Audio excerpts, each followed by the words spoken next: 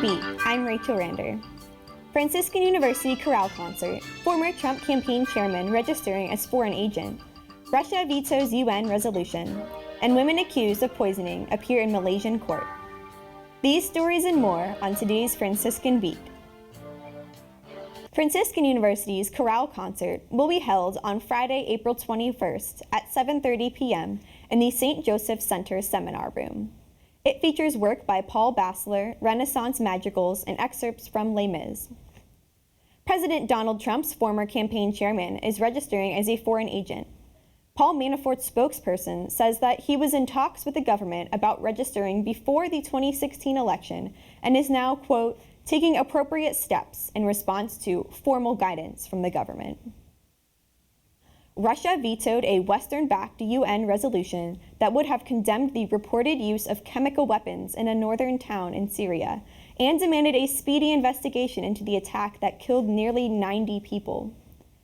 The vote on Security Council resolution drafted by Britain, France, and the United States was 10 in favor, Russia and Bolivia against, and China, Kazakhstan, and Ethiopia abstaining. The two women accused in the poisoning death of the estranged half-brother of North Korea's ruler have appeared in a court in Malaysia. Their attorney said Thursday that police still have not handed over security camera footage and documents crucial to their defense. Kim Jong-nam died February 13 after the women allegedly smeared a banned nerve agent on his face while Kim was in a crowded airport terminal in Kuala Lumpur. Investors are growing more cautious about France and the euro ahead of an unpredictable presidential election in France. The difference between the 10-year bond yields of France and Germany has risen to its widest in 6 weeks, an expression of investor concern as they flock more to the perceived safety of German debt than France's. In sports, Celtics get top seed, Brooks leaving Oregon, and Dozier eyeing NBA. The Boston Celtics beat Milwaukee 112-94, while the Cleveland Cavaliers were losing 98-83 to Toronto, giving the Celtics the number 1 seed in the NBA's Eastern Conference playoffs. The Indiana Pacers and Chicago Bulls earned easy wins to take the last 2 seeds in the East. The Clippers' 115-95 rout of Sacramento means Los Angeles will have home court advantage in its first-round series with Utah.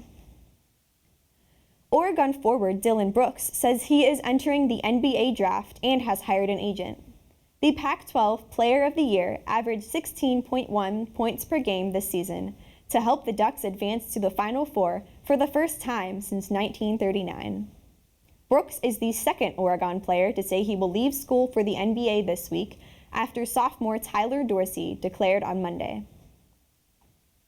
South Carolina junior point guard P.J. Dozier is testing out the NBA draft after averaging 13.9 points a game for the national semifinals last season. Dozier plans to participate in the NBA draft combine and will have 10 days after it ends to either remain in the draft or return to the Gamecocks.